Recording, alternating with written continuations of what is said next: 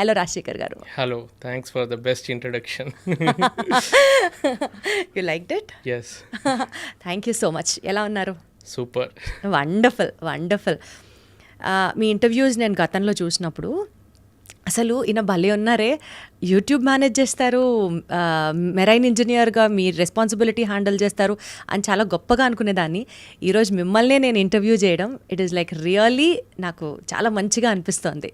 So నాకు కూడా same feeling. నేను అప్పుడు బిగ్ బాస్ నుంచి TV9 నుంచి వెళ్ళి ఫాలో అవుతున్నాను. సో మీరు నన్ను ఇంటర్వ్యూ చేయడం కూడా చాలా హ్యాపీ మూమెంట్ నాకు. Thank you so much. To start with అండి, మెరైన్ ఇంజనీర్గా అసలు మీ కెరియర్ని మీరు ఎలా చూస్ చేసుకున్నారు? How did it all start with? Maybe destiny. ఎందుకంటే నేను ఇదే చిన్నప్పటి నుంచి ఒక మెరైన్ ఇంజనీర్ అవుదామని కల పెట్టుకొని వచ్చిన ప్రొఫెషన్ కాదు.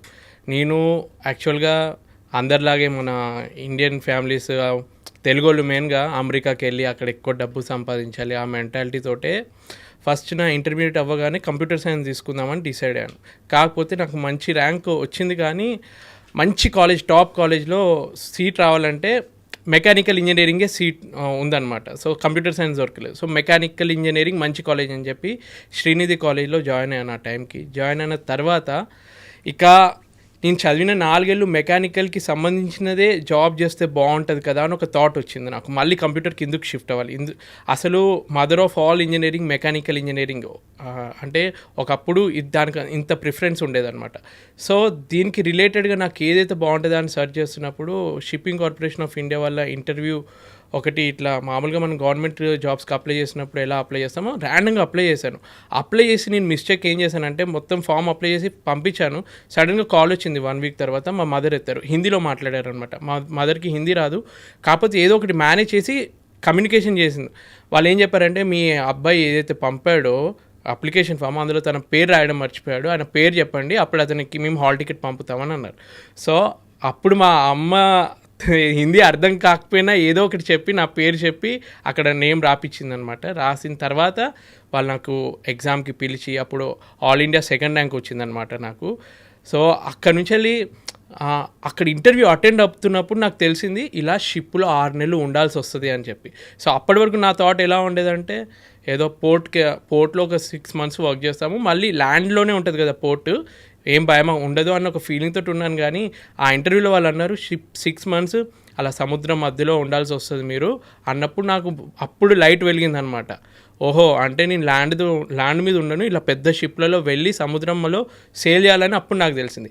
ఆయన అక్కడ కొంచెం స్మార్ట్గా యాక్ట్ చేసి నాకు ఆల్రెడీ తెలుసు అన్న అబద్ధం ఆడేసి ఇంటర్వ్యూలో సెలెక్ట్ అయ్యాను. సో అప్పటి నుంచి మొదలైందనమాట నా జర్నీ. అంటే తెలియకుండా ఊబిలో పడ్డారు అన్నట్టే, అలా ఒక్కసారి ఆ సముద్రం వాటర్ ఒక్కసారి టేస్ట్ చేస్తే అది వదలదు అంటారు మా షిప్పింగ్ ఫీల్డ్లో అంటారు అనమాట. ఒక్కసారి నువ్వు షిప్ ఎక్కితే దాన్ని మళ్ళీ నువ్వు ఎంత వదులుకోవాలనుకున్నా వదలవు, అందులోనే ఉండిపోవాల్సి వస్తుంది. సో స్టార్టింగ్ అనుకున్నాను 3 years చేస్తే చాలు అని, ఇప్పుడు ఆల్మోస్ట్ 14 years అయింది జర్నీ. అబ్బా, సో ఇప్పటి వరకు మీ జర్నీ ఎలా ఉందండి? అప్స్ ఉన్నాయి, డౌన్స్ ఉన్నాయి. బట్ నేను ఒకటి బాగా నమ్ముతాను, మనిషి 1 గంట హ్యాపీగా ఉండాలి అంటే వాళ్ళకి నచ్చిన వాళ్ళతో టైం స్పెండ్ చేయొచ్చు. ఒక రోజు బాగుండాలంటే పాత ఫ్రెండ్స్ని కలవచ్చు. ఒక వారం మంచిగా ఉండాలంటే ఒక టూర్కి వెళ్ళి హ్యాపీగా స్పెండ్ చేయొచ్చు. నెల బాగుండాలంటే పెళ్ళి చేసుకోవచ్చు. ఓన్లీ 1 month వరకు హ్యాపీగా ఉండగలం. కాకపోతే లైఫ్ లాంగ్ మనం హ్యాపీగా ఉండాలి అంటే మనకి నచ్చిన పని, ఒక యూనిక్ పని, అందరూ గుర్తించే పని, మనకి సాటిస్ఫాక్షన్ ఇచ్చే పని చేసే వాళ్ళు ఉంటారు చూడు, వాళ్ళు లైఫ్ లాంగ్ హ్యాపీగా ఉంటారు. సో ఒక విధంగా చెప్పాలంటే అటువంటి ఒక యూనిక్ ప్రొఫెషన్ నాకు దేవుడు కల్పించాడు. ఎవరికి దొరకని ఒక అవకాశం ఇచ్చినందుకు I feel very happy. And so as Rajasekhar గారు చాలా హ్యాపీగా ఉన్నారు అని అయితే నేను అర్థం చేసుకుంటున్నాను. బికాజ్ మీకు నచ్చిన పని, యునీక్ పని, మీరు చెప్పిన అన్ని క్వాలిఫికేషన్స్తో కూడిన పని మీరు చేస్తున్నారు కాబట్టి. ఓకే, మీరు హ్యాపీగా ఉన్నారు. I can understand that and sense your in your eyes as well.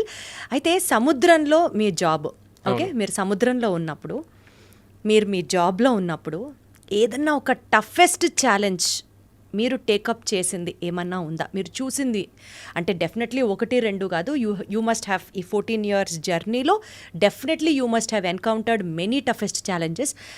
నిజంగా ఈ ప్రొఫెషన్ ఇంత టఫ్ ఉంటుందా, ఇంత ఛాలెంజింగ్ ఉంటుందా అని మేము అర్థం చేసుకోవడానికి అడుగుతున్నాం మిమ్మల్ని ప్రశ్న.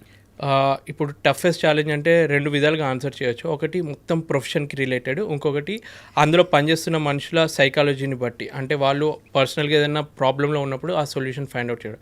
ఈ 2 విషయాల్లో ఫస్ట్ది ప్రొఫెషనల్గా ఏంటంటే షిప్ ఒక కంజెస్టెడ్ ఇంపార్టెంట్ ప్లేస్లో వెళ్తుంది. షిప్కి ఇంపార్టెంట్ అంటే నియరెస్ట్ పోర్ట్ దగ్గరికి వెళ్ళినప్పుడు కానీ, సూయేజ్ కెనాల్ క్రాస్ చేస్తున్నప్పుడు కానీ చాలా జాగ్రత్తగా ఉండాలి. ఒకవేళ మీకు తెలిసే ఉండొచ్చు, ఒకసారి సూయేజ్ కెనాల్లో ఒక కంటైనర్ షిప్ ఎవర్ గివెన్ అనే షిప్ మధ్యలో ఆగిపోతే ఆల్మోస్ట్ ట్రాఫిక్ జామ్ అయినట్టు ఆగి ప్రపంచంలో ఆల్మోస్ట్ ట్రేడ్ అంతా నిలిచిపోయిందనమాట. సో అటువంటి కొన్ని ఇంపార్టెంట్ పోర్ట్స్లో సడన్గా షిప్లో ఉన్న ఇంజన్కి ఏదైనా ప్రాబ్లం వస్తే అది అప్పటికప్పుడు సాల్వ్ చేయాలి. అలాంటి ఒక సిచ్యువేషన్ ఒక పోర్ట్కి రీచ్ అవుతున్నప్పుడు పక్కన కొన్ని షిప్పులు ఉన్నాయన్నమాట. సో అటువంటి సిచ్యువేషన్లో ఏంటంటే షిప్ ఇంజన్కి ప్రాబ్లం వచ్చిందంటే అది ఆగిపోతుంది షిప్. అది మొత్తము ఆ వాటర్ అలలకి ఒక ప్లేస్లో ఉండదు, అటు ఇటు వెళ్తూ ఉంటుంది. పక్కనున్న షిప్ గుద్దుకునే ఛాన్స్ ఉంటుంది, లేదంటే దగ్గరలో ల్యాండ్ ఉంటే అక్కడ గ్రౌండింగ్ అయ్యే ప్రమాదం ఉంటుంది అనమాట. సో అటువంటి సిచ్యువేషన్ ఒకసారి వచ్చినప్పుడు, సో షిప్లో మా ఇంజన్ డిపార్ట్మెంట్లో ఒక 10 మంది ఉంటామనుకోండి, 10 మందితోటి 3 గంటలు ప్రాబ్లం క్లియర్ చేయొచ్చు.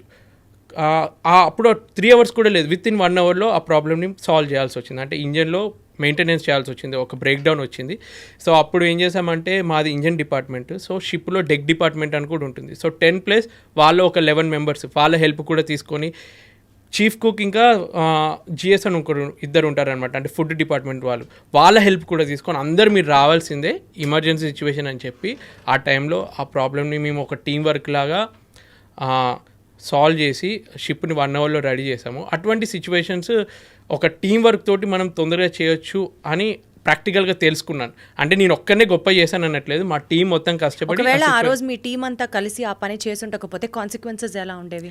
చాలా పెద్ద కాన్సిక్వెన్సెస్ ఉంటాయి. అంటే ఒకవేళ వెళ్ళలేకపోయింది అనుకో, షిప్ నడవలేదు అనుకో, అది మెల్లమెల్లగా డ్రిఫ్టింగ్ అయ్యి పక్కనున్న ల్యాండ్కి కింద మట్టిలో అది ఇరుక్కుపోతే గ్రౌండింగ్ అని అంటారు అనమాట. అది ఇరుక్కుపోతే మళ్ళీ దాన్ని లాగడం కష్టం, అక్కడే ఉండిపోతుంది. మళ్ళీ పెద్ద పెద్ద టగ్గులు తీసుకొచ్చి అది ఆగిపోతే వెనకాల ఉన్న షిప్పులు కానీ అటు నుంచి వచ్చే షిప్పులు కానీ డైవర్ట్ అవ్వడం కష్టం అవుతుంది. అటువంటి కొన్ని ఉంటాయి అన్నమాట. ఇంకా కమర్షియల్ లాస్ కూడా ఎక్కువ ఉంటుంది.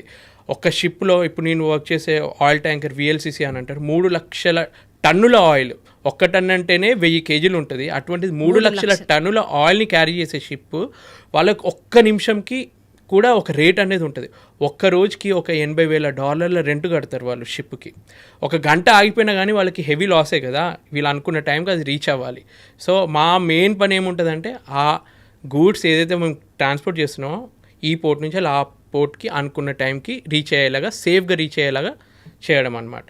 సో అది అంటే ప్రొఫెషనల్గా వైజ్గా నేను తీసుకుంటే వన్ ఆఫ్ ది ఛాలెంజెస్. ఇలాంటి ప్రతి ఒక్క మెరైన్ ఇంజనీర్ షిప్లో వర్క్ చేస్తున్న వాళ్ళు ఫేస్ చేసే ఉంటారు, బట్ ఆ టైంకి చాలా టఫ్ అనిపిస్తుంది. 100%.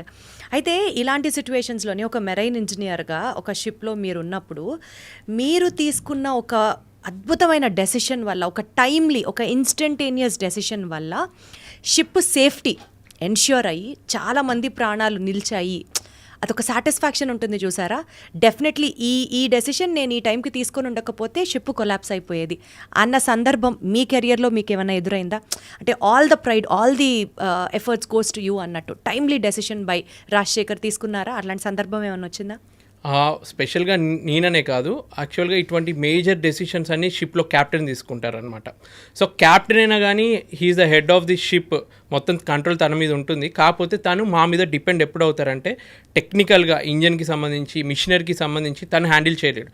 ఏదున్నా కానీ ప్రాబ్లం ఇది, ఇప్పుడు ఒక షిప్ ఉంది, యాంకర్లో ఉంది, కాకపోతే ఒకేసారి సైక్లోన్ వచ్చింది, అక్కడ నుంచి వెళ్ళి దాన్ని యాంకర్ని ఎత్తి వెంటనే ఇంకో ప్లేస్కి వెళ్ళాలి, లేదంటే ఆ సిచ్యువేషన్ అవుట్ ఆఫ్ కంట్రోల్ అయిపోయి పొల్యూషన్ అయ్యే ఛాన్స్ ఉండొచ్చు, ఏదైనా అయ్యే ఛాన్స్ ఉండొచ్చు అని క్యాప్టెన్ వెంటనే సడన్గా ప్రకృతిలో ఏం జరుగుతుందో మనకు తెలియదు, సైక్లోన్ వస్తుంది అంటే అతను డైరెక్ట్ మాకు చెప్తాడు.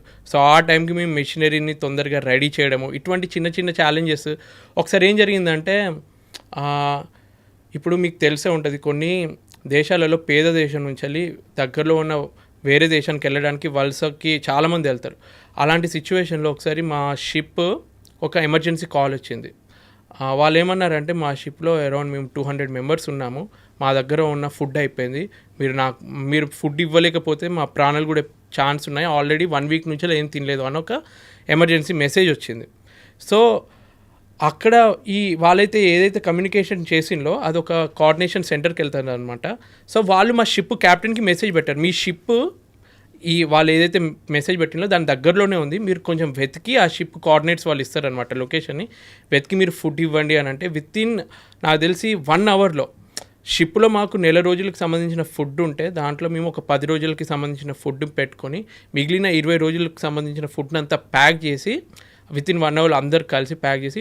ఇక్కడ డిఫికల్టీ ఏంటంటే మేము అనుకున్న రూట్లో షిప్ డైవర్ట్ చేయాలి వాళ్ళని వెతకడానికి.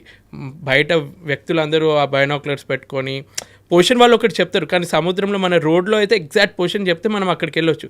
షిప్లో సముద్రంలో ఎలా ఉంటుందంటే ఆ పొజిషన్కి వెళ్ళిన తర్వాత ఆ బోట్ అక్కడ ఉండదు, అది కూడా డ్రిఫ్ట్ అవుతూ వేరే పొజిషన్కి వెళ్ళిపోతుంది. మళ్ళీ అక్కడ నుంచి వాళ్ళని ఇంకొంచెం వెతుకుతూ ఉండాలన్నమాట. అదృష్టం కొద్దీ వాళ్ళని మేము అనుకున్న పొజిషన్కి వెళ్ళిన తర్వాత కూడా దొరకకపోతే ఒక 2 గంటలు ఇంక ఎక్స్ట్రా వెతికి తర్వాత వాళ్ళు దూరం నుంచి కనిపిస్తే ఏదైతే మేము ఫుడ్ అంతా ప్యాక్ చేసింది ఉందో ఆ ఫుడ్ అంతా వాళ్ళకి క్రెయిన్ తోటి వాళ్ళతోటి పాస్ చేస్తే ఒక తెలియని హ్యాపీనెస్ అనమాట. ఇప్పుడు 100% అసలు మనము బాగా ఆకలితో ఉన్న వాళ్ళకి ఒక చిన్న ఫ్రూట్ ఇచ్చినా వాళ్ళకి ఎంత హ్యాపీనెస్ ఉంటుందో దానికన్నా ఎక్కువ మనకి హ్యాపీనెస్ వస్తుంది, అబ్బా వాళ్ళ ఆకలి తీర్చాము అని చెప్పి. సో దోస్ మూమెంట్స్, ఇది ప్రొఫెషనల్గా గొప్ప మూమెంట్ కాకపోయినా కానీ మనకి సైకలాజికల్గా మైండ్కి చాలా హ్యాపీనెస్ ఇచ్చే మూమెంట్ అంటే అది 100% ఇది ప్రొఫెషనల్గా కూడా చాలా గొప్ప మూమెంట్. ఎందుకంటే ఒక ప్రొఫెషన్లో ఉంటున్నప్పుడు ఇతరులకి లైఫ్ సేవ్ చేసేలాంటి గొప్ప ఆపర్చునిటీ కల్పించడం దొరకడం అనేది that is really a blessed opportunity. నేను అలాగే ఫీల్ అవుతాను.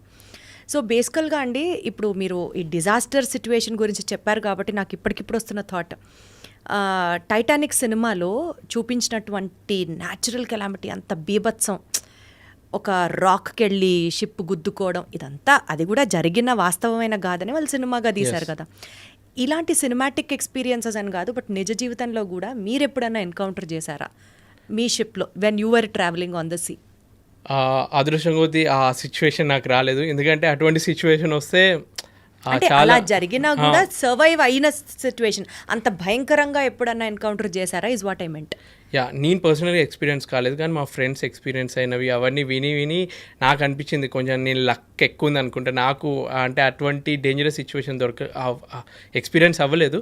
బట్ ఇప్పటికీ ఆ టైటానిక్ అనేది మనకి ఎందుకంత ఫేమస్ అయిందంటే అప్పటికి ప్రపంచంలో అన్సింకబుల్ షిప్ అని చెప్పి టైటానిక్ని వాళ్ళు పబ్లిసిటీ చేసి స్టార్ట్ చేశారు షిప్ని. ది అన్సింకబుల్ అంటే ఈ షిప్ మునగదు అన్న ఒక అడ్వర్టైజ్మెంట్తో స్టార్ట్ చేసినా కానీ అది మునిగింది.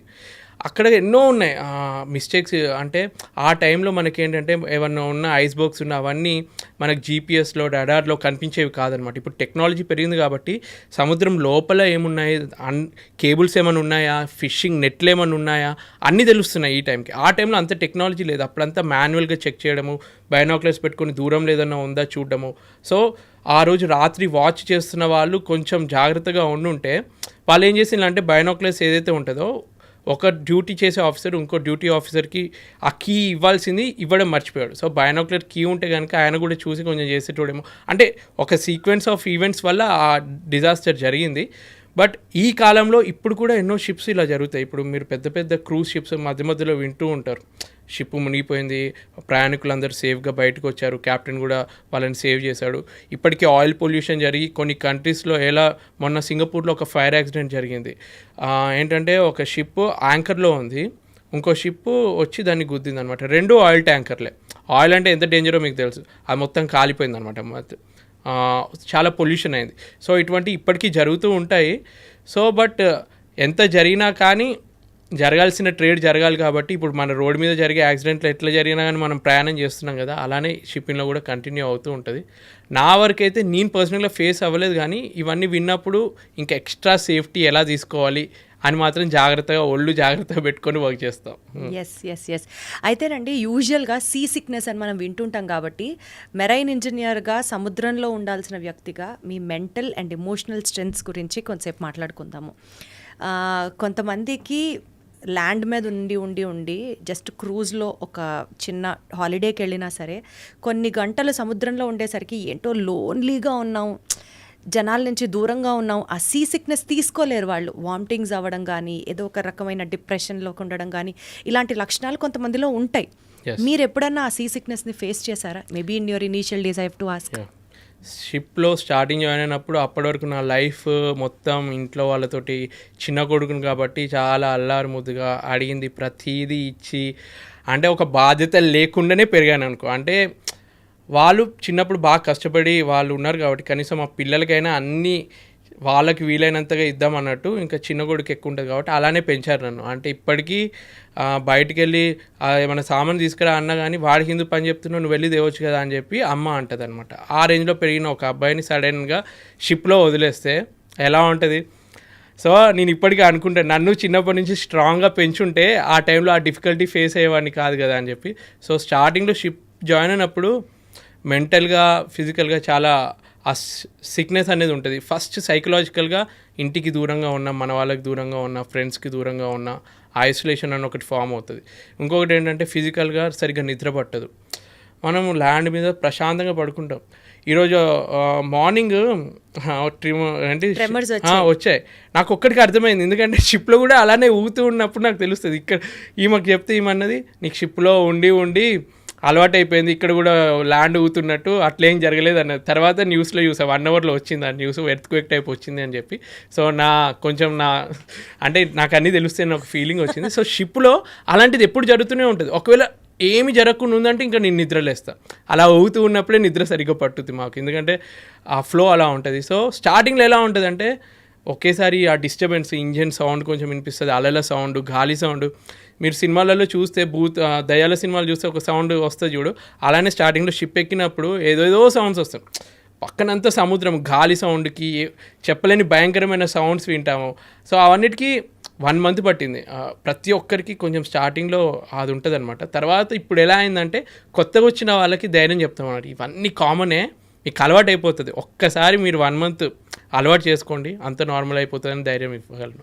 24 అవర్స్లో షిప్లో మీరు అసలు ఏం చేస్తారు చెప్పండి. House your day on the ship? So morning నేను ఒక 6:30కి లేస్తాను. 6:30 to 7 వరకు మామూలుగా రెగ్యులర్ బ్రష్ చేయడము అవన్నీ ఫ్రెష్ అప్ అయ్యి తర్వాత 7కి బ్రేక్ఫాస్ట్కి వెళ్ళి 7:15 వరకు అలా బ్రేక్ఫాస్ట్ చేసుకొని తర్వాత మా ఇంజన్ డిపార్ట్మెంట్కి వెళ్తాను అనమాట. ఈసీఆర్ అంటారు, ఇంజన్ కంట్రోల్ రూమ్ అని ఉంటుంది. సో కిందికి వెళ్ళి ఒక మీటింగ్ టైప్ ఒక 20 minutes మీటింగ్ చేసుకుంటాం. ఈరోజు ఈ వర్క్ అనుకుంటున్నాము అంటే లంచ్ ముందు ఈ వర్క్ ఒకటి కంప్లీట్ చేద్దాం, లంచ్ తర్వాత ఈ టీం ఈ వర్క్ చేయాలని వర్క్ అంతా డిస్ట్రిబ్యూట్ చేస్తాం. టూల్ బాక్స్ మీటింగ్ అని అంటాం. ఆ వర్క్ మధ్యలో బ్రేక్ టైం కూడా ఊహిస్తామన్నమాట. ఎందుకంటే ఎంతసేపు మనం 3 hours వర్క్ చేయలేం కదా, మధ్యలో బ్రేక్ ఉంటేనే వాళ్ళు హ్యాపీగా ఉంటారు కాబట్టి వాళ్ళకి బ్రేక్ ఇచ్చి మధ్యలో ఆ బ్రేక్ అయిపోతే 5 o'clockకి 5:30కి వర్క్ అయిపోతుంది. నేను చెప్పేది ఇంజన్ డిపార్ట్మెంట్ గురించి, నా వర్క్ నేను చేసేది. సో నేను సెకండ్ ఇంజనీర్ అంటారు నన్ను. నా షిప్కి ఎలా అంటే చీఫ్ ఇంజనీర్, మా ఇంజన్ డిపార్ట్మెంట్కి chief engineer first, second engineer.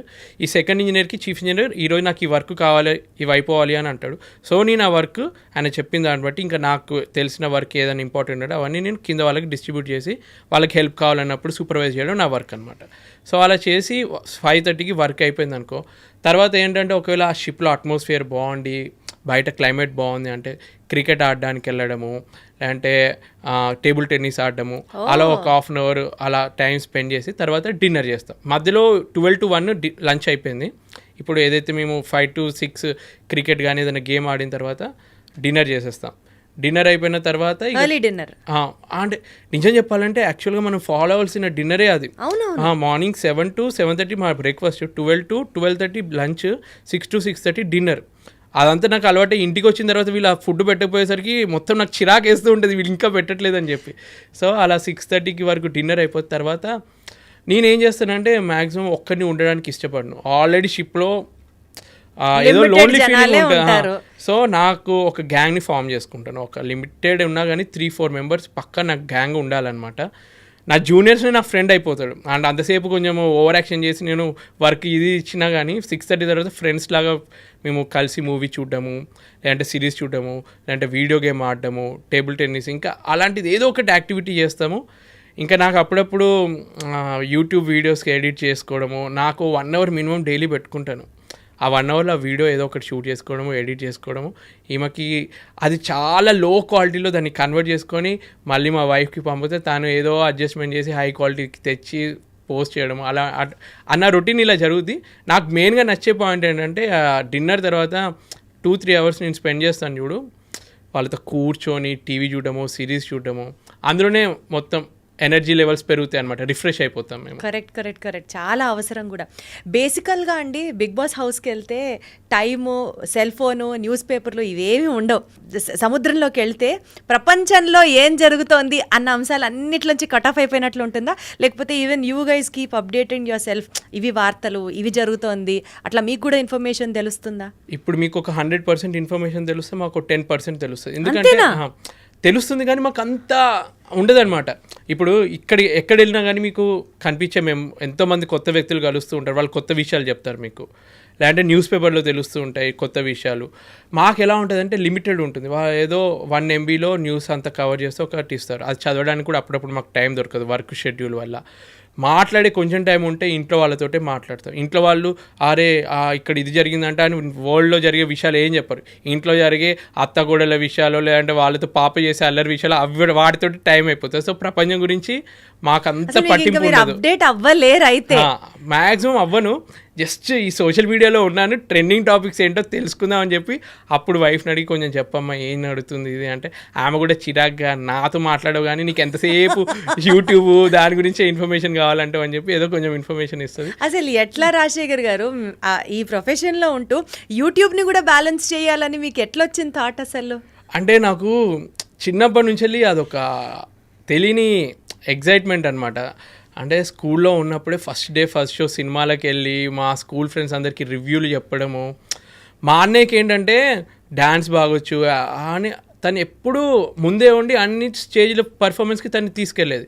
నాకు అంత ప్రిఫరెన్స్ ఇచ్చేటోళ్ళు కాదు. సో అప్పటి నుంచి అది ఏదో ఇన్ఫీరియారిటీ కాంప్లెక్స్ అంటారు కదా, నాకు టాలెంట్ లేదనుకుంటున్నారా మీరు, నన్ను ఎందుకు ఇంపార్టెన్స్ ఇవ్వట్లేదు, నేను రుజువు చేయాలి అని చెప్పి వచ్చిన థాట్. అదృష్టం కొద్దీ ప్రతి ఒక్కరికి ఒక్కరే, నాకు ఇంట్రెస్ట్ ఉంటే నేను ఒక్కనే చేయాల్సి వస్తుంది కదా. నాకేంటంటే నా ఇంట్రెస్ట్ తోటి నా వైఫ్ని, మా మదర్ని, ఇప్పుడు మా అత్తయ్య మామయ్యల్ని, మా అదితి వాళ్ళ చెల్లెన్ని, వాళ్ళ హస్బెండ్ని, ప్రతి ఒక్కరిని ఇన్వాల్వ్ చేసి వాళ్ళ ఇంట్లో ఇట్లా పక్కన ఉంటే ఏదైనా ఐడియా వస్తే వాళ్ళతో కూడా వీడియో చేసి పెడతాను అనమాట. సో ఫ్యామిలీ యూట్యూబ్ చేసేస్తున్నారు అయితే. అసలు good very happy for you. యాక్చువల్గా ఈ పాయింట్ అంటే మీ ప్రొఫెషన్ అనే కాదు, ఎవరినైనా సరే అడగచ్చు. బట్ ఎస్పెషల్లీ మిమ్మల్ని ఎందుకు అడుగుతున్నానంటే, అసలుకే ఒంటరిగా ఉంటారు, అసలుకే హ్యూమన్ రిసోర్సెస్ మీకు చాలా లిమిటెడ్గా ఉంటాయి. ఇలాంటి సిచ్యువేషన్లో ఈ కెరియర్ని మీరు ఎంచుకున్నప్పుడు ఎప్పుడైనా సరే were there any point of doubt, ఇది నాకు కరెక్టా, ఈ ప్రొఫెషన్లో నేను కంటిన్యూ అవ్వగలనా, ఈ ప్రొఫెషన్లో ఉంటే నేను ఇంకెంతకాలం ఫ్యామిలీకి దూరం అవ్వాలి, లేదా అనవసరంగా ఒక రెగ్రెట్ అనమాట, నేను ఈ ప్రొఫెషన్ చూస్ చేసుకోకుండా ఉండాల్సిందే, అలాంటి డౌట్ కానీ, లేకపోతే ఇన్సెక్యూరిటీ కానీ, లేకపోతే రెగ్రెట్ కానీ ఎప్పుడన్నా మీరు ఫీల్ అయ్యారా?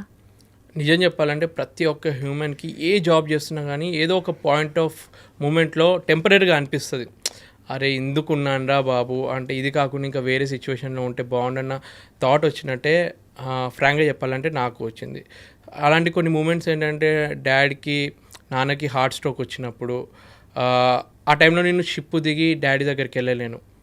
అదృష్టం కొద్దీ మా బాబాయి వాళ్ళందరూ కేర్ తీసుకొని ఇప్పుడు అంతా ఓకే అయిపోయింది. కానీ అటువంటి మూమెంట్లో మా వైఫ్కి కార్ యాక్సిడెంట్ అయ్యి ఇక్కడ నోస్ ఇక్కడ కట్ అయ్యి కుట్లు పడ్డప్పుడు, అంటే అవన్నీ సడన్గా తెలిసిన మూమెంట్లో నేను షాక్లో ఉండిపోతాను. ఫస్ట్ ఆఫ్ ఆల్ ఏంటంటే మా ఇంట్లో వాళ్ళు చెప్పారు తొందరగా. మా డాడీకి హార్ట్ స్ట్రోక్ వచ్చిన విషయం మా మమ్మీ నాకు చెప్పలేదు. 1 day తర్వాత మా బాబాయ్ నాకు చెప్పారనమాట, ఇలా హార్ట్ స్ట్రోక్ వచ్చింది, నీకు వీలైతే తొందర రా అని చెప్పి. చెప్తేనే కదా నేను ఏమైనా అరేంజ్మెంట్స్ చేసుకోగలను. కానీ షిప్ మధ్యలో ఉన్నప్పుడు పర్మిషన్ దొరకలేదు. సేమ్ అద్వితి కార్ యాక్సిడెంట్ అయినప్పుడు కూడా అదే సిచ్యువేషన్. ఫోన్ చేసి ఆ రోజు నేను రెగ్యులర్గా ఒక టైంకి మాట్లాడతాను అనమాట. నా టైమింగ్స్ చేంజ్ అవుతూనే ఉంటాయి. ఇప్పుడు ప్రపంచం మొత్తం తిరుగుతూ ఉంటాయి కాబట్టి ఒక్కొక్క రోజుకి నాకు ఒక టైం ఉంటుంది, ఈమెకు ఒక టైం జోన్ ఉంటుంది. నేను కాకపోతే తనకు తెలుస్తుంది ఇప్పుడు ఈ టైం జోన్లో ఉన్నాడు, నాకు మెసేజ్ చేస్తాడు అని చెప్పి. అలా మెసేజ్ చేస్తూ ఒకరోజు రిప్లై ఇవ్వలేదు. 2 గంటల తర్వాత రిప్లై ఇచ్చింది. అప్పటికి కార్ యాక్సిడెంట్ అయిపోయి ఆమె హాస్పిటల్లో ఉండి ఆ సర్జరీకి ప్లాన్ చేస్తున్నప్పుడు వరకు కూడా ఆమె చెప్పలేదు ఇట్లా యాక్సిడెంట్ అయ్యి నేను హాస్పిటల్లో ఉన్నా అని చెప్పి. నెక్స్ట్ డే మా అత్తయ్యకి ఫోన్ చేసి మాట్లాడుతుంటే మా అత్తయ్య చెప్పింది ఇట్లా హాస్పిటల్లో జాయిన్ అయింది, ఇట్లా యాక్సిడెంట్ అయింది. మా డాడీకి ఫోన్ చేసి మాట్లాడుతుంటే మా డాడీ ఏడుస్తూ ఇట్లా యాక్సిడెంట్ అయింది అని చెప్తే, ఎవరైనా ఏడుస్తే ఇంకా టెన్షన్ వస్తుంది, ఇంకేదన్నా జరిగిపోయిందా అని అది ఉంటుంది చూడు. తర్వాత నువ్వు ఫోన్ పెట్టి అని చెప్పి మా అత్తయ్య ఫోన్ చేసిన. అత్తయ్య అయితే కొంచెం ఏడవకుండా కొంచెం చెప్తుందని చెప్పి ఫోన్ చేసి మాట్లాడితే, ఏం కాలేదు సర్జరీ చేస్తారు, 3-4 కుట్లు వేస్తారంట, నయమైపోతుంది అని అన్నారు. కాకపోతే ఆ టైంలో వాళ్ళకి కావాల్సింది ఏంటి, నేను పక్కనుంటే బాగుండు అని ఒక అది ఉంటుంది చూడు, అది లేదు. తనకు కావాల్సిన టైంలో నేను ఉండట్లేదు. అంటే నాకు కావాల్సిన ప్రతి టైంలో నాకు చిన్న జ్వరం వచ్చినా కానీ నేను మరీ ఓవర్ చేస్తాను. చిన్న జ్వరం వచ్చినా కానీ ఏదో జరిగినట్టు మొత్తం ఇట్లా చిన్న పిల్లలాగా అయిపోతాను. వాళ్ళు వచ్చి అన్ని సేవలు చేయాలన్నమాట. సో వాళ్ళు అంత చేసినప్పుడు వాళ్ళకి అవసరం ఉన్నప్పుడు లేను, పాప పుట్టినప్పుడు, డెలివరీ అయినప్పుడు, ఆపరేషన్ అయింది, సిజరీన్ ఆపరేషన్ అయినప్పుడు కూడా నేను లేను. అటువంటి సిచ్యువేషన్లో అనిపిస్తుంది అనవసరంగా ఇది చూస్ చేసుకున్నానేమో అని చెప్పి. బట్ చేయాలి, ఎవరో ఒకరు చేయాలి. ఒక మంచి జాబే చేస్తున్నాం కదా, అంటే ప్రపంచానికి పనికొచ్చే జాబ్. నాకు ఎవరైనా డబ్బు కోసమే చేస్తారు కానీ ఒక సాటిస్ఫాక్షన్ కూడా ఇచ్చే జాబు, అందరికీ పనికొచ్చే జాబ్ చేస్తున్నానని ఒక దాంతో దాన్ని కప్పిపుచ్చుకుంటా. గ్రేట్ అండి, మీరు నిజంగా మామూలు గ్రేట్ కాదు. యాక్చువల్గా ఇలాంటి థాట్స్ వచ్చినప్పుడు మీకు మీరు ఎలా ధైర్యం చెప్పుకుంటారు? నేను వేరే వాళ్ళతో కంపేర్ చేసుకుంటాను. నాకు ఏంటంటే ఎవరైనా డబ్బు బాగా సంపాదించిన వాటిలో కంపారిజన్ చేసుకొని, కానీ నేను బాధల్లో ఉన్నప్పుడు నాకన్నా ఎక్కువ ఎవరు బాధపడుతున్నారా అని చెప్పి వాళ్ళ గురించి ఆలోచిస్తాను. ఎప్పుడైతే మా డాడీకి హార్ట్ స్ట్రోక్ వచ్చిందో అదే టైంలో వేరే నా జూనియర్కి కరోనా వల్ల వాళ్ళ ఇద్దరు పేరెంట్స్ చనిపోయినారు అనమాట షిప్లో ఉన్నప్పుడు.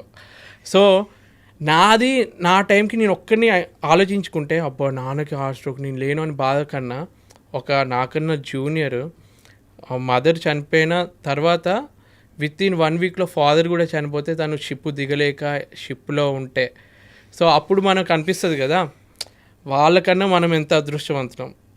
ఆ థాట్ తోటి ప్రపంచంలో ఏ బాధ ఉన్నా కానీ వేరే వాళ్ళతో కంపేర్ చేసుకుంటే మన బాధ కొంచెం తక్కువనే అనిపిస్తుంది. సో అట్లా కొంచెం కంపేర్ చేసుకుంటే రాజశేఖర్ గారు అంటే పాజిటివ్గా ఆలోచించాలి అని మనం అనుకుంటూ ఉంటాం, కానీ పాజిటివ్గా ఆలోచించడానికే ఇది ఒక పాజిటివ్ యాంగిల్. ఇంకొకళ్ళతో కంపేర్ చేసుకొని వాళ్ళకంటే మనం బాగున్నాం కదా అనుకుంటే నిజంగా మన కష్టం చిన్నదైపోతుంది. ఇది నేను విన్నాను, కానీ ఇప్పుడు మీరు ప్రాక్టికల్గా చెప్తుంటే నేను ఎక్కువ కనెక్ట్ అవుతున్నాను ఈ మాటతో.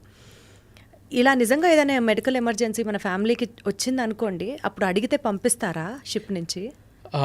ఎన్నో పాయింట్స్ కవర్ అవుతాయి దీంట్లో. ఇప్పుడు ఏంటంటే ఒకవేళ షిప్ పాకిస్తాన్లో ఉంది, ఇండియన్స్కి ఎలవ్ లేదు దింపడానికి.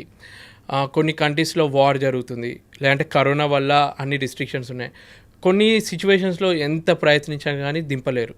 కొన్ని మంచి పోర్ట్స్లో ఉంది, షిప్ మధ్యలో ఉన్నా కానీ షిప్ని దగ్గర ఉన్న పోర్ట్కి డైవర్ట్ చేసి విత్ ఇన్ 2 డేస్లో ఆ పోర్ట్కి వెళ్ళిన తర్వాత అక్కడ నుంచి దింపే ప్రయత్నం చేయొచ్చు. ఇప్పుడు ఏంటంటే ఇన్సూరెన్స్ కవర్ అవుతుంది అనమాట. సో ఆ ఇన్సూరెన్స్లో వాళ్ళంతా క్లెయిమ్ చేసుకోవచ్చు. సో ఇటువంటి ఎమర్జెన్సీస్లో వాళ్ళు పంపే ఛాన్స్ ఉంటుంది. కొన్ని మంచి కంపెనీస్ వాళ్ళ క్రూ గురించి మంచిగా ఆలోచించే కంపెనీలు ఎవరైనా ఉంటే వాళ్ళు చేస్తారు. కానీ ఈ మధ్య ఏ కంపెనీ అయినా ఎక్కడ చూసుకున్నా ఫస్ట్ వాళ్ళకి కావాల్సింది మనీ. ఒకవేళ బాగా ఖర్చు అవుతుంది అనుకుంటే అవాయిడ్ చేయడానికే మ్యాక్సిమం ట్రై చేస్తారు. మ్యాక్సిమం షిప్పింగ్ కంపెనీస్ కూడా అంతే, మ్యాక్సిమం అవాయిడ్ చేస్తారు. వాళ్ళు నువ్వు 4 months కాంట్రాక్ట్, 6 months కాంట్రాక్ట్ నువ్వు సైన్ చేసావు, అన్ని రోజులు నువ్వు ఉండాల్సిందే అన్న పాయింట్ తోటి ఉంటుంది. జరిగినా సరే యూజువల్గా రావడానికి సిచ్యువేషన్స్ కండిషన్స్ అప్లై. ఏమన్నా మరీ ఎమర్జెన్సీ అంటే ఇక దగ్గర రిలేటివ్ అయింది అంటే అప్పుడు బాగా ఆలోచించి డైవర్ట్ చేసి పంపడం అట్లా చేసే కంపెనీస్ ఉన్నాయి. బట్ మ్యాక్సిమం చాలా మటుకు చేయరు. అసలు యూజువల్గా షిప్లో వర్క్ చేయడం అంటేనే ఒక హై స్ట్రెస్ అట్మాస్ఫియర్లో వర్క్ చేయడం అన్నట్టు లెక్క. ఇప్పుడు మీరు చెప్తున్న సిచ్యువేషన్స్ చూస్తున్నా సరే, ఇలాంటి సిచ్యువేషన్స్లో ఉన్నప్పుడు అంటే ఫస్ట్ ఆఫ్ ఆల్ ఫ్యామిలీకి దూరంగా ఉంటాం, సెకండ్ ఆఫ్ ఆల్ ఒక 20-25 మంది క్రూ ఉంటారు. అందులో బాగా మనకు తెలిసిన వాళ్ళు ఒక 3-4 మీరు చెప్పినట్లుగా ఒక బ్యాచ్ ఉంటుంది. ఇంత లిమిటెడ్ రిసోర్సెస్లో ఉన్నప్పుడు, ఒక హై స్ట్రెస్ ఎన్విరాన్మెంట్లో పనిచేస్తున్నప్పుడు మెంటల్ హెల్త్ డిస్టర్బ్ అవ్వదా అండి? అందుకే నేను నాకు రిఫ్రెష్ అవ్వడానికి అందరూ అంటారు మనిషి మంచి బుక్కులు చదవాలి, లేదంటే మెడిటేషన్ చేయాలి, యోగా చేయాలి, పెద్ద పెద్ద మాటలు చెప్తారు. నాకు తెలిసి నా వరకు ఏంటంటే నీకు నచ్చిన 2-3తోటి 2 గంటలు అంత సొల్లు మాట్లాడినా కానీ మైండ్లో ఉన్న బాధని షేర్ చేసుకోవడానికి ఎవరైనా ఒకరుండి, లేదంటే నవ్వుకుంటూ ఏదో ఒకటి మాట్లాడితే మైండ్ రిఫ్రెష్ అయిపోతుంది.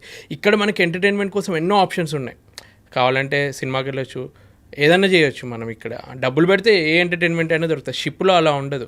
ఎంత డబ్బున్నా కానీ లిమిటెడ్లో మనం వెతుక్కోవాలి. సో అలా కొంచెం వాళ్ళతో మాట్లాడటము. మెయిన్గా నేను ఏం చేస్తానంటే, ఇప్పుడు చాలామంది వర్క్లో బిజీగా ఉండి మొత్తం అప్పుడప్పుడు కోపంతో తిడుతూ ఉంటాం. మనిషి వర్క్ ఈ టైంలో అవ్వట్లేదని పొరపాటున ఎవరితోటి ఏదన్నా నువ్వు వేస్ట్ గాడివి ఎందుకు చేయలేకపోయినావు ఈ టైంకి అట్లా ఏమన్నా సీరియస్గా అయినా కానీ ఆ రోజు ఈవినింగ్ కల్లా మళ్ళీ వాళ్ళతో క్రికెట్ ఆడి మాటల్లోనే అరే ఏదో వర్క్లో అన్నాను నువ్వు ఫీల్ అవ్వలేదు కదా అంటే అరే సార్ మీరే కదా ఇప్పుడు అవన్నీ ఎందుకు వర్క్ టెన్షన్లో అన్నారు కదా. నేను అందుకే ఎక్కువ ఈ ఆటలు ఆడడానికి గ్రూప్ యాక్టివిటీస్ చేయడానికి ఈ మధ్య ఎలా అయిందంటే కల్చర్ సోషల్ మీడియా ఇంటర్నెట్లు షిప్లలో ఈ మధ్య వచ్చాయన్నమాట. కొంచెం కాస్ట్లీ ఎక్కువైనా కానీ ప్రతి ఒక్కరు వర్క్ అవ్వగానే క్యాబిన్లో ఐసోలేట్ అయిపోయి అదే వాళ్ళ గర్ల్ ఫ్రెండ్ తోటి వైఫ్ తోటి గంటలు మాట్లాడి మళ్ళీ వర్క్ పొద్దున వచ్చేస్తారు. నేనంటే నువ్వు మాట్లాడు, ఒక గంట బయటకు వచ్చి మాతో టైం స్పెండ్ చేయి, నువ్వు షేర్ చేసుకో. నువ్వు సోషలైజ్ అవ్వలేదు అనుకో అట్లనే సైకోలాగా తయారైపోతావు. చాలామంది షిప్పింగ్లో ఉన్న వాళ్ళు కొన్ని ఇయర్స్ తర్వాత ఆ అట్మాస్ఫియర్కి లోన్లీగా ఉండి కొందరు ఎలా అవుతారంటే ఇంటికి వచ్చి కూడా ఇంట్లో పెళ్ళాము దగ్గర ఏం అనలేక షిప్కి వచ్చి మొత్తం జూనియర్స్ మీద ఆ సైకో అవన్నీ చూపిస్తారనమాట. సో అలా అవ్వద్దు అంటే కొంచెం సోషలైజ్ అయ్యి వేరే వాళ్ళతో ఉంటే నీకు తెలుస్తుంది ఎంపతి అంటే ఏంటో తెలుస్తుంది అని చెప్పి వాళ్ళందరితో అలా సోషలైజ్ అవ్వడానికి సీక్రెట్ ఇదే అనమాట మీరు షిప్లో ఉన్నప్పుడు. నేను మ్యాక్సిమం కోప్పడ్డాను.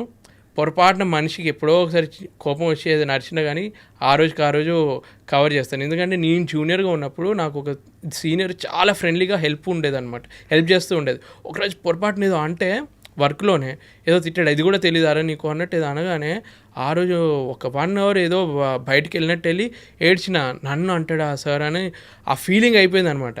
అదే నేను కనెక్ట్ చేసుకుంటాను. నేను పొరపడిన అన్నానంటే నాలాగానే వీడు ఏడుస్తాడేమో బాధపడతాడేమో. నాకు ఇంకో టెన్షన్ ఏంటంటే నా సేఫ్టీ కూడా నేను చూసుకుంటాను. షిప్లో ఎలా ఉంటారంటే ఈ కాలము నేను 14 years నుంచి ఉన్నాను. ఇప్పుడు కొత్త జాయిన్ అవ్వాలంటే నెక్స్ట్ జనరేషన్ అనే అనుకోవాలి. జనరేషన్ గ్యాప్ వచ్చినట్టే. నా జనరేషన్కి ఆ జనరేషన్కి కొంచెం చేంజెస్ ఉంటాయి. నేనున్నంత స్ట్రాంగ్గా నెక్స్ట్ జనరేషన్ ఉండాలని ఉండదు. వాళ్ళ వర్క్ కల్చర్ డిఫరెంట్ ఉంటుంది. వాళ్ళకి తగ్గట్టు ఇప్పుడు కోప్పడితే పడేటోళ్ళు ఎవ్వరు లేరు. నేను ఏదన్నా అంటే వాడు కూడా తిరిగి అనే టైప్లో తయారయ్యారు. సో వాళ్ళకి తగ్గట్టు కొంచెం మేనేజ్ చేసుకుంటూ ఫ్రెండ్లీగానే ప్రేమతోటి మేనేజ్ చేయడానికి ట్రై చేస్తాను మీరు అనుకుంటున్నారు. నైస్. ఇప్పుడు మీరు ఎంత ఫ్రెండ్లీ రిలేషన్ హ్యాండిల్ చేయాలని చూసుకున్నా, సిచ్యువేషన్స్ అక్కడ ఎమికబుల్గా ఉండాలన్నట్టు మీరు ప్లాన్ చేసిన, మీ వంతు పరంగా మీరు ఎఫర్ట్స్ పెట్టినప్పటికీ కూడా కొన్నిసార్లు డెఫినెట్లీ ఎమోషనల్ బ్రేక్ డౌన్స్ అనేవి షిప్లో జరుగుతూ ఉంటాయి. లైక్ ఫర్ ఎగ్జాంపుల్ అనుకోకుండా ఎవరికన్నా హెల్త్ బాగాలే అప్పటికప్పుడు ఆ షిప్ ట్రావెల్ చేస్తున్నప్పుడు ప్రాణాలు పోయినా, మెడికల్ ఎమర్జెన్సీస్ అరైజ్ అయినా మీకు డాక్టర్స్ అవైలబుల్ ఉంటారా? లేకపోతే సపోజ్ ఒక డెత్ జరిగింది షిప్లో మీరు ట్రావెల్ చేసేటప్పుడు, how do you handle that situation అండి? అంటే అంతసేపు ఒక లైఫ్ స్టైల్ మంచిగా అలవాటు పడి పొద్దు నుంచి సాయంత్రం వర్క్ చేయడము, ఆడుకుంటున్నాము, ఒకేసారి సడన్గా ఏదైనా పోర్ట్లో రీసెంట్గా జరిగిన ఇన్సిడెంట్ ఏంటంటే ఒక పోర్ట్లో చాలా స్ట్రెస్ఫుల్గా కొత్తగా చీఫ్ ఆఫీసర్ జాయిన్ అయ్యాడు. చీఫ్ ఆఫీసర్ అంటే ఏంటంటే ఆ షిప్లో లోడింగ్ అన్లోడింగ్ డెక్ మీద సంబంధించిన మెయింటెనెన్స్. ఇప్పుడు నేను ఇంజన్ డిపార్ట్మెంట్ ఎలా అయితే మేనేజ్మెంట్ లెవెల్లో హ్యాండిల్ చేస్తానో డెక్ డిపార్ట్మెంట్లో అతను హ్యాండిల్ చేస్తాడు అనమాట. సో అక్కడ లోడింగ్ అవుతుందన్నమాట. సో తనకి కొత్తగా జాయిన్ అయ్యాడు, చాలా స్ట్రెస్ ఫీల్ అయ్యాడు. మొత్తం బాడీ అంతా చెమటలు పడిపోయినాయి, కొలాప్స్ అయిపోయి కింద పడిపోయాడు. అక్కడ పెద్ద ఇంపార్టెంట్ ఆపరేషన్ జరుగుతుంది, అతను కొలాప్స్ అయ్యి కింద పడిపోయాడు. అదృష్టం కొద్దీ అది పోర్ట్లో ఉంది కాబట్టి వెంటనే అతన్ని అంబులెన్స్ రప్పించి అక్కడ నుంచి హాస్పిటల్కి షిఫ్ట్ చేశాం. బట్ జరిగిన ఒక 10 minutes ఆ షిప్లో అట్మాస్ఫియర్ వల్ల మాకు ఆల్మోస్ట్ ఒక 10 days వరకు సైకలాజికల్గా ఆ ఫీలింగ్ ఉంటుంది. మనం తోటి మంచిగా ఫ్రెండ్లీగా ఉండే ఒక వ్యక్తి ఇంత స్ట్రెస్కి గురై ఇట్లా పడిపోయిండు. అదృష్టం కొద్దీ అతను బతికాడు. అది పోర్ట్లో ఉండి ఆ టైంకి అతను హాస్పిటల్కి వెళ్ళిండు కాబట్టి పొరపాటున అది కరెక్ట్ టైంకి లేకపోతే మనిషి ఎంతోమంది ప్రాణాలు ఇట్లా. ఈ స్ట్రెస్ఫుల్ అట్మాస్ఫియర్ ఎలా ఉంటుందంటే మనం ఎంత హెల్తీగా ఉన్నా కానీ ఇప్పుడు జిమ్ చేసేటోళ్ళు కూడా అప్పుడప్పుడు కొలాప్స్ అవుతూ ఉంటారు. సో మెంటల్ హెల్త్ అనేది చాలా ఇంపార్టెంట్ నా దృష్టిలో. ఇప్పుడు యంగ్స్టర్స్ కూడా ఎట్లా ఒక 23-24 years వాళ్ళు కూడా హార్ట్ స్ట్రోక్ తోటి వచ్చి చనిపోతున్న వాళ్ళు ఉన్నారు. వాళ్ళు ఎందుకంత స్ట్రెస్ తీసుకుంటున్నారు? వాళ్ళ ఫ్యామిలీ ఇష్యూస్ కానీ ప్రొఫెషనల్ ఇష్యూస్ కానీ దీనివల్ల ఎక్కువ స్ట్రెస్ ఈ మధ్య జనరేషన్కి పెరుగుతుంది. నేను అనేది ఒకటే, నువ్వు అంత స్ట్రెస్ తీసుకోవాల్సిన అవసరం లేదు. పాతకాలం వాళ్ళు బతకలేదు 100 years, 10 మందిని కానీ కూడా వాళ్ళు మంచిగా పెంచుకున్నారు. ఇప్పుడు ఒక్కరిని కానీ ఎక్కువ మనము వాళ్ళని అల్లారు ముద్దుగా పెంచాలి, ప్రపంచంలో ఉన్నాయి అన్ని ఇవ్వాలి అన్న ఫీల్ తోటి మనం ఎక్కువ స్ట్రెస్ తీసుకుంటున్నాం. అంత స్ట్రెస్ తీసుకోకుండా ఇంకా ఫ్యామిలీ పర్సనల్ లైఫ్ బాగుంది అనుకో మనకి ఇంత స్ట్రెస్ ఉండదు అనేది నా ఫీలింగ్. సో నా వరకు నేను స్ట్రెస్ని ఎలా హ్యాండిల్ చేసుకుంటానంటే వర్క్ స్ట్రెస్ ఎక్కువ ఉందనుకో ఒకసారి ఇంటికి ఫోన్ చేస్తాను, మాట్లాడతాను, మా పాపతోటి మాట్లాడతాను, కొంచెం ఆ విధంగా నేను రిలాక్స్ అవుతాను మధ్యలో ఎక్కువ స్ట్రెస్ యూజువల్గా మీరు షిప్లో ఉన్నప్పుడు ఏదైనా మెడికల్ ఎమర్జెన్సీ జరిగితే మీకు అవైలబుల్గా డాక్టర్ ఉండరు. షిప్లో డాక్టర్ ఉండరు. పెద్ద పెద్ద క్రూజ్ షిప్స్ ఉంటాయి కదా, ప్యాసింజర్స్ ఎక్కువ ఉండే లగ్జూరియస్ షిప్స్, అందులో డాక్టర్ని వాళ్ళు ప్రొవైడ్ చేస్తారు. ఎందుకంటే మనుషులు ఎక్కువ ఉన్నారు, అదొక సేఫ్టీ ప్రికాషన్ కాబట్టి. ఇప్పుడు మా దాంట్లో లిమిటెడ్ 22-23 మెంబర్స్కి వాళ్ళు ఒక డాక్టర్ని ప్రొవైడ్ చేసి మాతో పాటు ట్రావెల్ చేయాలి. మీకేమన్నా ఎమర్జెన్సీ రిక్వైర్మెంట్ ఉంటే మాకు మా షిప్లో మెడికల్ ఫస్ట్ ఎయిడ్ అని చెప్పి కోర్స్ చేసిన మెంబర్స్ ఉంటారు. మాకు కూడా ఫస్ట్ ఎయిడ్కి సంబంధించిన కోర్సు ఏమైనా కట్ అయినా కానీ అటువంటి చిన్న చిన్నవి ఉంటాయి. కానీ పెద్ద పెద్దవి కావాలి అంటే మేము రేడియో అడ్వైస్ తీసుకుంటాం అనమాట. లండన్లో ఉంటారు, ఒక్కొక్క కంపెనీకి ఒక్కొక్క డాక్టర్ ఫెసిలిటీ ఉంటుంది, వాళ్ళకి ఫోన్ చేసి డౌట్లు క్లియర్ చేసుకుంటాము. కాకపోతే ఇందులో కూడా డిసడ్వాంటేజ్ ఉంటుంది. ఒకసారి రియల్గా జరిగిన ఇన్సిడెంట్ చెప్తున్నాను. మా ఎలక్ట్రికల్ ఇంజనీర్ ఒక అతను ఉన్నాడు, అతనికి ఒక సిమ్టమ్ జ్వరం 3 days నుంచి తగ్గట్లేదు. సో వీళ్ళు సిమ్టమ్స్ అన్నీ టైప్ చేస్తున్నప్పుడు క్యాప్టెన్ ఏదో ఇన్ఫర్మేషన్ ఇచ్చిండు. ఆయన అక్కడ విన్న వాళ్ళు డాక్టర్ ఏమో ఇతనికి మలేరియా సిమ్టమ్స్ ఉన్నాయి, 3 days తర్వాత కూడా తగ్గట్లేదు కాబట్టి డోసేజ్ పెంచి ఇంకా ఈ ట్యాబ్లెట్లు యూజ్ చేయండి అని ఇస్తే ఆయన ట్యాబ్లెట్లు యూజ్ చేశాడు. కాకపోతే ఆయనకి రియల్గా మలేరియా లేదు. వీళ్ళు చెప్పిన సిమ్టమ్స్ ఏమో మలేరియా టైప్ చెప్పేసరికి ఆ మిస్కమ్యూనికేషన్ వల్ల ఆయన ఆ 1 వారం రోజులు ఆ ట్యాబ్లెట్ వాడితే ఆయన ఎటువంటి సిచ్యువేషన్కి వెళ్ళిందంటే ఆయనకి హాలోజినేషన్స్, ఒక్కడు ఉండలేకపోతున్నాడు, వేరే వాళ్ళ క్యాబిన్లో పడుకుంటున్నాడు. ఎందుకంటే ఒక్కడి ఉంటే ఏం చేసుకుంటానో తెలియదు. ఏదో హాలోజినేషన్ అంటే ధనుష్ సినిమా 3 మూవీలో మనుషులు ఇట్లా కనిపిస్తారు చూడ, నిజంగానే అతనికి కనిపించిందంట. అంత పిచ్చిగా అయ్యి తర్వాత విత్ ఇన్ 1 monthలో అతను షిప్ దిగి ట్రీట్మెంట్ తీసుకుని మళ్ళీ షిప్ ఎక్కిండు. మొన్న నాతో పాటు వర్క్ చేసిండు అనమాట. ఇప్పటికి కూడా తనకేంటంటే బ్రెయిన్లో అంట కొన్ని సెల్స్ కంటిన్యూగా తిరుగుతూ ఉన్నాయి అనమాట. ఆయనకు అప్పుడప్పుడు ఏదో పురుగు తిరిగినట్టు, నీకేమైనా పురుగు తిరుగుతుందా అంటాం కదా మనము, నిజంగానే అట్లాంటి ఫీలింగ్లో ఉన్నాడంట. సో అప్పుడప్పుడు ఇటువంటివి కూడా జరుగుతూ ఉంటాయి. సో ప్రాపర్గా మనం కమ్యూనికేట్ చేస్తే వాళ్ళు ప్రాపర్గా మెడిసిన్ ఇస్తారు. బట్ ఎంతైనా కొంచెం కష్టమే, అంటే ఇట్లా మెడికల్ వైజ్ కష్టం కాదు, చాలా కష్టం, చాలా సాక్రిఫైస్ చేస్తున్నారు. ఒక మెరీన్ ఇంజనీర్గా అంటే ఒక షిప్ క్రూ మెంబర్గా మీరు ఒక షిప్ ఎక్కారు అని అంటే it's not an easy task, it's not a cake walk. And at the rate of many sacrifices ఎంతో కష్టాన్ని కూర్చి మీరు ఆ ప్రొఫెషన్లో ఉన్నారు. అంతే, హ్యాట్స్ ఆఫ్ అండి మీకు, నిజంగా హ్యాట్స్ ఆఫ్. అసలు ఈ షిప్ ఇండస్ట్రీయే కనుక లేకపోతే, అంటే నాకు తెలిసి, correct me if I'm wrong, 90% of the transportation across the globe happens only with the shipping part. Yes, ఇవాళ ఆయిల్ ట్యాంకర్స్ అక్కడ ఒక ప్లేస్ నుంచి ఒక ప్లేస్కి వెళ్తున్నాయనే కానివ్వచ్చు, మర్కండైజ్ ఆ విషయానికి మాట్లాడితే ప్రతి చిన్నది, ఉప్పు, పప్పు, everything, all the merchandise is getting transported in the world అంటే it is only because of the shipping. ఈ నేపథ్యంలో ఎథికల్ అండ్ ఎన్విరాన్మెంటల్ కన్సిడరేషన్స్ కనుక మనం చూస్తే, రీసెంట్గా ఏదో ఒక సముద్రంలో ఆయిల్ ట్యాంకర్స్ స్పిల్ అయ్యి అక్కడికక్కడ మంటలు వచ్చేసి మొత్తం చాలామంది, అంటే మెరైన్ అట్మాస్ఫియర్ని మొత్తం నాశనం చేసి కిందున్న ఎన్నో రకాల సముద్రం చేపలు, మెరైన్ లైఫ్ మొత్తం డ్యామేజ్ జరిగి చాలా పొల్యూషన్ కాజ్ చేసి అది ఏ ఊర్లో జరిగిందండి ఇది? విచ్ పర్టికులర్ సీ అని చెప్పాలి దీన్ని? ఒకసారి అయితే యుఎస్ కోస్ట్లో కూడా ఇలా జరిగింది, ఇట్లా మొత్తం. ఓకే, సో రీసెంట్గా సింగపూర్లో జరిగింది, అంతకుముందు యుఎస్ సీ కోస్ట్ దగ్గర ఒకసారి జరిగింది. ఇలాంటి సందర్భాలు జరిగినప్పుడు అనిపిస్తూ ఉంటుంది, మనిషి డెవలప్మెంట్ కోసం టెక్నాలజీని వాడి ప్రపంచ సంతోషం కోసం, మనందరి హ్యాపీనెస్ కోసం అడ్వాన్స్మెంట్స్ అవుతున్నాయి. షిప్పింగ్ ప్రాపర్గా వర్క్ అయినప్పుడు అందరం సంతోషంగా ఉన్నాం. కానీ ఇలాంటి డిజాస్టర్స్ జరిగినప్పుడు అరే, మనిషి తన స్వార్థం కోసం తన చుట్టూ ఉన్న వాతావరణాన్ని నాశనం చేస్తున్నాడు, పొల్యూట్ చేసేస్తున్నాడు అని ఒక గిల్ట్ వస్తుంది చూడండి. ఇట్లాంటివన్నీ చూసినప్పుడు మెరైన్ ఇండస్ట్రీలో పొల్యూషన్ని తగ్గించడానికి ఇలాంటి స్టెప్స్ ఉంటే బాగుంటుంది, ఇలాంటి యాక్టివిటీస్ కదా మనం టేకప్ చేయాలని మీకు ఎప్పుడన్నా అనిపించిందా? యాక్చువల్గా షిప్పింగ్లో ఏంటంటే ఏ యాక్సిడెంట్ జరిగినా కానీ కొత్త లా ఒకటి, రెగ్యులేషన్ ఒకటి వస్తుంది. ఇప్పుడు టైటానిక్ ఇన్సిడెంట్ జరిగిన తర్వాత సోలాస్ అని చెప్పి ఒక కొత్త ఇంట్రడ్యూస్ అయిందనమాట మెర్చెంట్ నేవీలో. అంటే అప్పటి వరకు ఆ నావిగేషన్కి సంబంధించిన సేఫ్టీకి అంత ఇంపార్టెన్స్ లేదనమాట. సో దాని తర్వాత ప్రతి ఒక్క కంట్రీకి ఇవన్నీ ఇంప్లిమెంట్ చేయాలి అని చెప్పి కొత్తగా ఒక లాని ఇంట్రడ్యూస్ చేశారు. ఒక ఆయిల్ పొల్యూషన్ ఏంటి, ఒక కంట్రీలో ఏదైనా అయిందనుకో, షిప్ వల్ల కోస్ట్ మొత్తం ఖరాబ్ అయిన తర్వాత మార్పోల్ అని చెప్పి ఒక కొత్త దాన్ని ఇంట్రడ్యూస్ చేస్తారు. దీంతో ఏంటంటే ప్రతి ఒక్క షిప్ ఇవన్నీ ఫాలో అవ్వాల్సిందే, ఒక్క చుక్క ఆయిల్ కూడా బయట పడొద్దు అన్న ఒక లా తీసుకొచ్చారు. ఆఖరికి సీవేజ్ ఏదైతే మా షిప్ నుంచి అది మన చేతిలో ఉండదు కదా, ఒక్క చుక్క ఆయిల్ కూడా పడొద్దు అంటే అది అలా ఉండకుండా చేసే బాధ్యత మాకే ఇచ్చారనమాట. ఏదైతే షిప్లో ఇప్పుడు ఇంత లక్షల ఆయిల్ ఉంది, అది వెళ్ళకుండా ఉండాలి అంటే బయట దాన్ని డబుల్ హల్ అని అంటారు అనమాట. ఒకప్పుడు ఒక్క హల్లే ఉండేది, అంటే బయట లేయర్ ఒక్కటే ఉండేది. ఇప్పుడు ఆయిల్ ఏ షిప్ అయినా తీసుకున్న ఈ ఆయిల్ ట్యాంకర్లో డబుల్ హల్ అని ఉంటుంది. అంటే ఒక లేయర్కి హోల్ పడ్డా కానీ డైరెక్ట్ ఆయిల్ బయటకు వెళ్ళకుండా ఇంకో లేయర్ కూడా ఉందన్నమాట బయట. సో అలాంటి కొత్త కొత్త కన్స్ట్రక్షన్ లెవెల్ నుంచి వెళ్ళి మేము వర్క్ చేసే మిషనరీ మీద కూడా ఇటువంటి రూల్స్ పెట్టారు. ఇప్పుడు వర్క్ చేస్తున్నప్పుడు ఆయిల్ అంతా ఉంటుంది, గ్రీస్ అంతా పడి ఉంటుంది, దాన్ని అంతా బయట పడేయలేము మేము. ఏదైతే ఆయిలీ వాటర్ ఉంటుందో దాని అంతా ఫ్రెష్ వాటర్ లాగా ఆల్మోస్ట్ కన్వర్ట్ చేసి మేము బయటకు వదులుతాం అనమాట. ఆ డర్ట్ ఏదైతే ఉందో వేరే పోర్ట్లో మనము గార్బేజ్ లాగా ఇస్తాము. నిజం చెప్పాలంటే మేము అమెరికాకి వెళ్ళినప్పుడు అయితే తలలు పట్టుకుంటాం, ఏంట్రా బాబు ఇన్ని సేఫ్టీ రూల్సా, ఇంత ఒక్క ప్లాస్టిక్ ముక్క కానీ, ఆఖరికి కార్టూన్స్ ఉంటాయి కదా ఇప్పుడు మనం ఏదైతే స్టోర్స్ కానీ వుడెన్ బ్లాక్స్ కానీ ఏవి సముద్రంలో మేము వేయొద్దు. పొరపాటున వేసిన శాటిలైట్ తోటి వాళ్ళకి ఇమేజ్ వెళ్తే షిప్ని కూడా సీజ్ చేస్తారు. బట్ ఇంకొకటి ప్రాబ్లం ఏంటంటే మేము ఇంత జాగ్రత్తలు తీసుకొని పొల్యూషన్ అవాయిడ్ చేస్తామా, అదే మేము అమెరికాకు ఏదైనా డెవలప్ కంట్రీకి వెళ్తే ఆ సముద్ర తీరంలో చూస్తే అక్కడనే ప్లాస్టిక్ చెత్త చెదరము. మనం అనుకుంటాం America what a country, developed country అనుకుంటాం, కానీ అక్కడ కొన్ని పోర్ట్స్ ఎలా ఉంటాయంటే ఆ ప్లాస్టిక్ బాటిళ్ళతోటి మొత్తం సముద్ర తీరం అంతా నిండి ఉంటుంది అనమాట. ఏదో సినిమాలలో చూపిస్తే మంచి మంచి దగ్గర తీస్తారు, కానీ యాక్చువల్ రియాలిటీస్ కొన్ని దారుణంగా ఉంటాయి చూడడానికి. అంతే. సో నా డౌట్ ఏంటంటే ల్యాండ్ దగ్గర ఉన్నప్పుడు ఇక్కడ మన ఇల్లు మంచిగా క్లియర్గా ఉండాలి, సాఫ్గా ఉండాలని చెప్పి మనం ఏం చేస్తాం, మన చెత్త ఎదురింట్లో వేసినా మనకేం బాధ ఉండదు, మన ఇల్లు బాగుండాలని చెప్పి ఇంకో వేరే ఇంట్లో వేస్తాం. ఇప్పటికీ తడి చెత్త పొడి చెత్త అంటే అది డివైడ్ చేసి వేసే వాళ్ళు కూడా చాలా తక్కువ మంది ఉన్నారు. వాళ్ళకి డబ్బులు 100 రూపాయలు ఎందుకు ఇవ్వాలరా, మేమే ఏదో ఒక గల్లీ దగ్గరికి వెళ్ళి పడేస్తాం. వాళ్ళకి చెత్త అయినాక నేను 100 రూపాయలు ఇవ్వడానికి కూడా ఆలోచించే కుటుంబాలు ఉన్నాయి.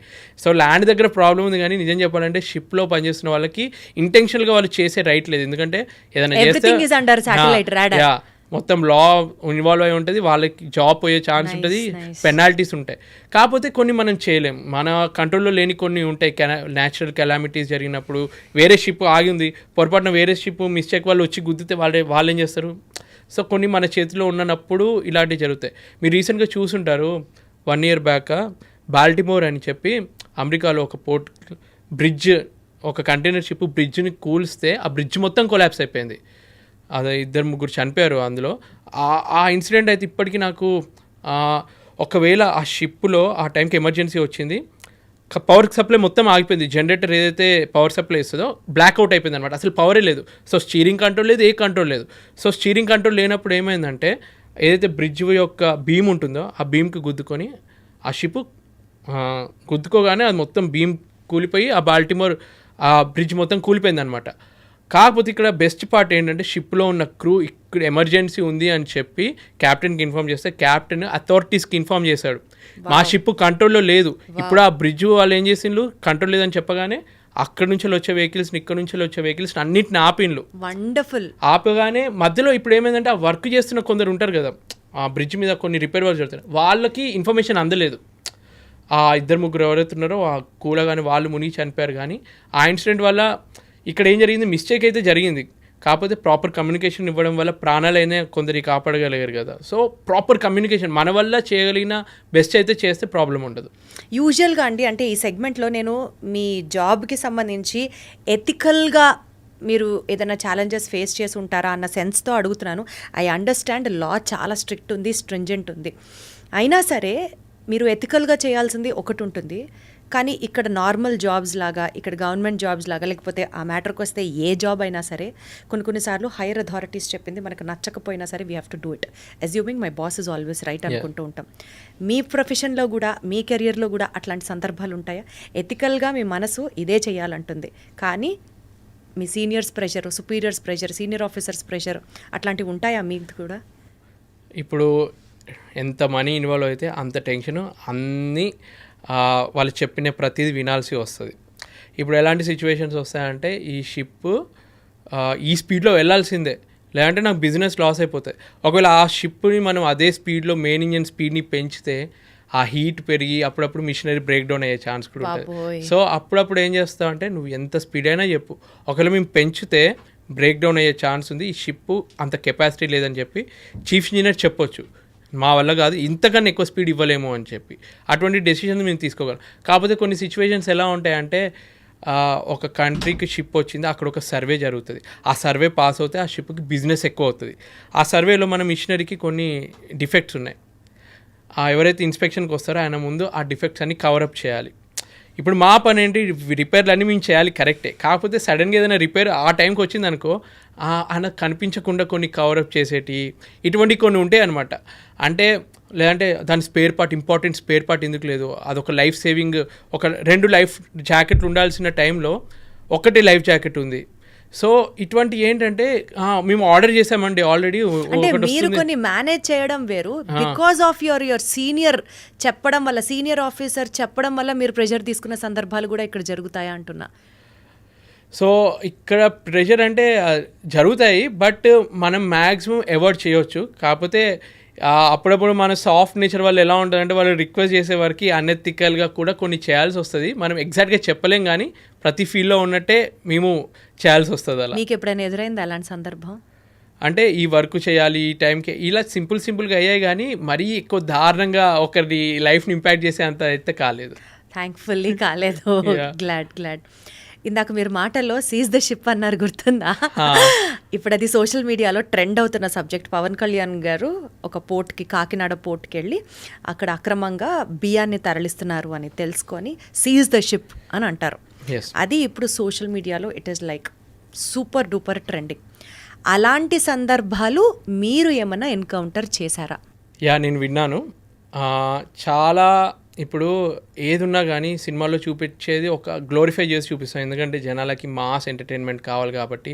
ఇప్పుడు పుష్ప 2 తీసుకున్నా, దేవరా తీసుకున్నా, పుష్ప తీసుకున్నా, ఏదున్నా కానీ జనాలకి ఏంటంటే ఇలా స్మగ్లింగ్ అవన్నీ ఏంటంటే ఇంట్రెస్టింగ్ అనిపిస్తాయి.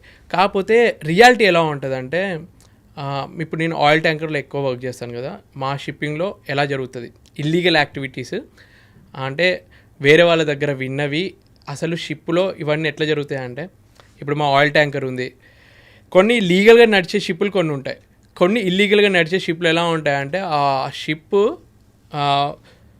ఒక ప్లేస్కి వెళ్ళి అక్కడికి వెళ్ళి యాంకర్ వేసి అక్కడ వాళ్ళన్ని పవర్ సప్లై ఆఫ్ చేసుకొని వాళ్ళకి సంబంధించిన జీపీఎస్, రెడార్ అన్నీ స్విచ్ ఆఫ్ చేసి పెట్టుకుంటారు. కొందరికే తెలుస్తుంది వాళ్ళ పొజిషన్ ఎక్కడుందో. ఆ పొజిషన్కి వేరే వాళ్ళు వచ్చి అందులో అంత గూడ్స్ అంటే పెట్రోలో, డీజిలో, క్రూడ్ ఆయిలో ఎక్కిస్తారు. అక్కడ నుంచి అలా స్టార్ట్ అయ్యి మళ్ళీ ఏదైతే సీక్రెట్ ప్లేస్కి, ఏదైతే కంట్రీకి వెళ్ళాలో ఆ కంట్రీకి వెళ్ళి అక్కడ డిశ్చార్జింగ్ చేస్తుంది. ఆ డిశ్చార్జింగ్ ఇప్పుడు రష్యా యుద్ధం చేస్తుంది కదా యుక్రెయిన్ మీద. సో కొన్ని కంట్రీస్ రష్యాకి మీరు సప్లై చేయొద్దు అని చెప్పి శాంక్షన్స్ వేస్తుంది అనమాట.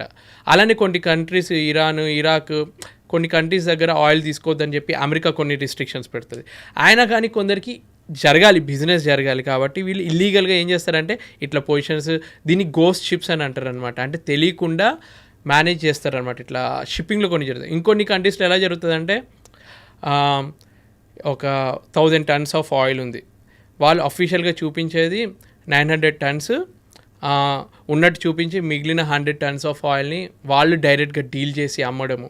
ఇవన్నీ కొన్ని ఏంటంటే చీప్ కంపెనీస్ కొన్ని ఉంటాయి చూడు, మాఫియా అంటారు వీటిని. అట్లా జరుగుతూనే ఉంటాయి.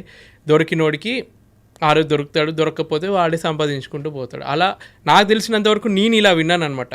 ఇప్పుడు కొందరు అందులో వర్క్ చేసిన వాళ్ళ దగ్గర నుంచి తెలుస్తుంది అది ఇదేదో జరుగుతుంది మనకు చెప్పకుండా. అంటే వాళ్ళకి డౌట్ వస్తుంది కదా, ఇవాళ 900 tons అన్నారు, 1000 tons ఇస్తున్నారు, ఇంకా 100 tons చెప్పకుండా ఇస్తున్నారు, అందరు డబ్బులు డిస్ట్రిబ్యూట్ చేసుకున్నారు. ఒక టైంలో ఎలా ఉండేదంటే సిచ్యువేషను, వాళ్ళ బెడ్ కింద మొత్తం డబ్బు కూడా నింపుకుని ఒక 20 ఏళ్ళ క్రితం రూల్స్ అంతా ఎక్కువ ఉండేవి కాదు, కస్టమ్స్ వాళ్ళంతా పట్టించుకునేటోళ్ళు కాదనమాట. అలా డబ్బులు సంపాదించుకునే వాళ్ళు కూడా ఉన్నారు ఒకప్పుడు.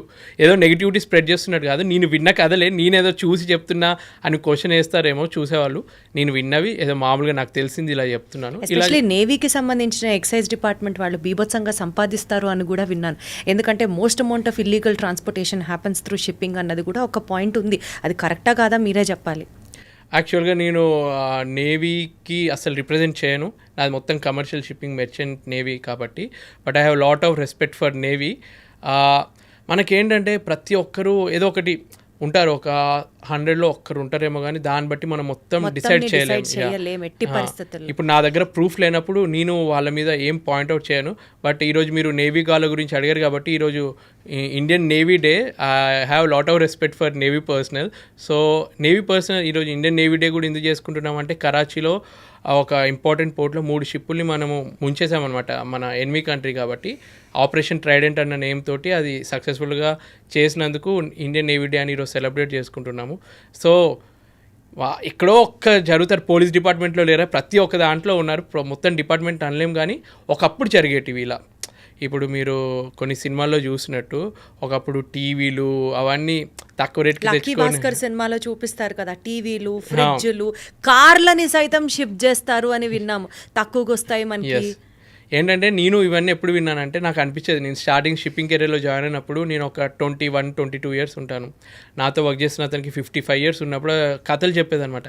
ఇప్పుడు షిప్పింగ్ ఇండస్ట్రీ అంత బాగాలేదు తమ్ముడు, అసలు ఏంటంటే మా టైంలో అసలు ఏ పోర్ట్కి వెళ్ళినా, ఏదో దుబాయ్కి వెళ్ళినా, ఏదైనా కంట్రీ, యూరోపియన్ కంట్రీకి వెళ్ళినా అక్కడ పెద్ద టీవీ తీసుకునేటోళ్ళం, రేడియో తీసుకునేటోళ్ళం.